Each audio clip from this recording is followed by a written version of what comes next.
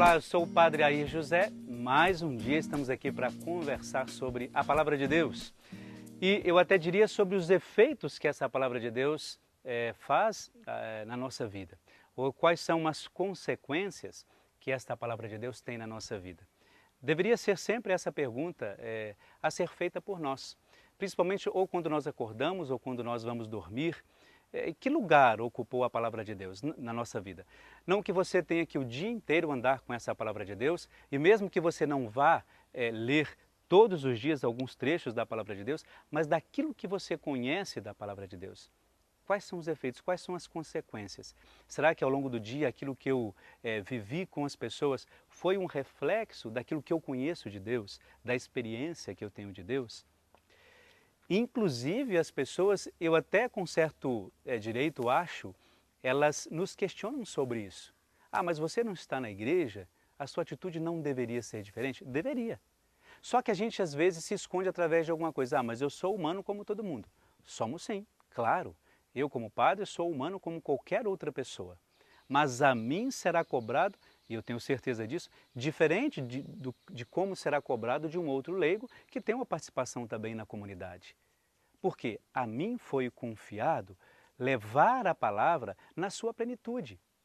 E às vezes falta-nos justamente isso, essa compreensão de que eu devo levar essa palavra na sua plenitude na vida das pessoas. Então, se eu sou cobrado de uma maneira diferente, eu não tenho que criar subterfúgios, achando que não, eu sou humano como outro qualquer, não posso ser cobrado assim. É claro que posso. Por isso que a palavra de Deus hoje, ela é bem simples, mas ela trata de um momento crucial na vida de Jesus Cristo. Quando ele entregou a Deus o seu Espírito. No último instante da vida de Jesus, na sua vida física, humana, na cruz, ele se coloca diante do Pai em resgate de todas as nossas faltas, de todos os nossos pecados e dá o seu último suspiro. Mas a questão hoje não é refletir apenas sobre a morte de Jesus. Não tem essa preocupação de ficarmos aqui batendo nessa tecla de que Jesus morreu por nós, etc, etc. Esse trecho bíblico, essa citação bíblica, é para nos lembrar que quando Jesus chegou até aquela cruz, muitas coisas antecederam a isso. Muitas coisas fizeram com que ele estivesse lá. E a gente não pode dizer que Jesus saiu com suas próprias mãos procurando a cruz. E desde o início do seu ministério, digamos, ele já começou a anunciar para todo mundo, olha, não tem problema, eu vou morrer na cruz mesmo, essas coisas podem acontecer. Nada disso. O que nós queremos refletir hoje é justamente uma compreensão de que todas as atitudes de Jesus que o levaram até aquela cruz foram atitudes libertadoras. Em nenhum momento nós podemos dizer que a cruz de Jesus foi concebida simplesmente para apagar os nossos pecados. Mas a cruz também ela foi consequência das atitudes e do partido que Jesus tomou. O partido de cada um de nós. Vivendo plenamente aquilo que ele entendia do próprio Deus. E assumindo com convicção aquilo que ele entendia e achava que era importante viver.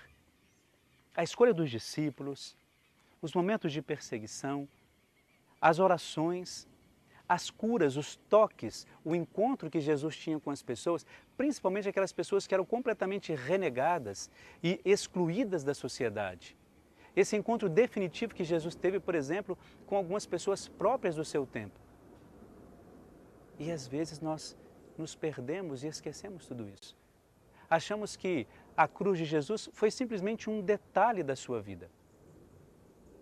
Isso tem que nos fazer refletir e até diria fazer memória mesmo das atitudes de Jesus, das palavras de Jesus, para que a gente não se perca e não seja muito inocente nas nossas conclusões. A cruz de Jesus, de fato, foi um momento doloroso.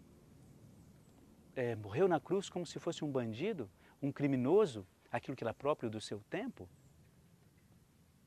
Aquele que deu a sua vida não ser reconhecido como aquele de fato que era o Filho de Deus. Você já imaginou se isso tivesse acontecido com a gente? Às vezes nós fazemos isso. Às vezes você faz uma caridade para alguém, aquela pessoa não reconhece que ele aceita a sua caridade, mas depois não acha que tem que ficar agradecendo a você toda hora por aquilo que você fez, e você se enfurece por causa disso. Está vendo? Eu fiz aquilo para aquela pessoa, ela sequer me agradeceu aquilo que eu fiz. Você já imaginou se Jesus tivesse feito isso na cruz, na hora da sua morte, nesse trecho que nós vemos hoje, na nossa reflexão de hoje? Olha, Pai, eu fiz tudo aquilo que eu pude fazer, mas sequer tem alguém ao meu lado. Onde estão as pessoas que eu curei? Cadê todas aquelas pessoas? Onde elas estão? Todas aquelas que passaram pela minha vida, que ouviram a minha palavra, na multiplicação dos pães, no sermão da montanha, em tudo isso.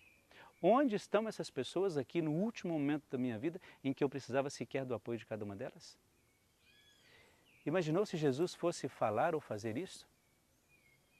É porque ele fez tudo isso única e exclusivamente por amor. E quando nós fazemos as coisas de fato na intensidade do nosso amor, nós não precisamos de recompensas, porque recompensas não traduzem a qualidade daquilo que nós fizemos. Às vezes é até ruim você receber alguma recompensa, porque às vezes as pessoas vão, por retribuição, buscar a participação de Deus na vida delas. Não existe isso.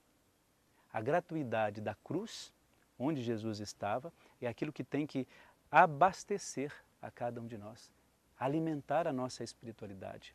A gente tem que viver um pouco isso. E nós trabalhamos muito isso na nossa espiritualidade. A espiritualidade da cruz de Cristo. Não aquela cruz que nos coloca para baixo ou que é um fardo para nós, mas aquela cruz libertadora. E foi isso que a gente comentou no início da nossa reflexão. As atitudes de Jesus foram atitudes libertadoras. Ele reintegrava as pessoas na sociedade. Por isso, ele não só perdoava a pessoa, mas ele também fazia com que fisicamente ela pudesse entender a sua graça e a sua manifestação na sua vida. Por isso, hoje, na nossa reflexão, vamos pensar bastante sobre isso. Nesse finalzinho da nossa reflexão, da nossa motivação, será que de fato a gente não precisa estabelecer um novo critério em relação a Deus? Será que às vezes nós não perdemos um pouco o fio dessa meada e achamos que a cruz de Jesus acaba também sendo um fardo para cada um de nós? Se Ele morreu por nós para nos libertar das nossas faltas, perdoando os nossos pecados, por que é que a gente se aprisiona tanto dos nossos próprios erros? Esse é um defeito que às vezes nós precisamos sanar e cuidar. Pense nisso e faça com que o seu dia e essa sua reflexão te ajude a entender um pouco mais a graça de Deus e não a sua situação de erro ou limitação. A bênção de Deus Todo-Poderoso, o Deus que é Pai, Filho e Espírito Santo. Amém.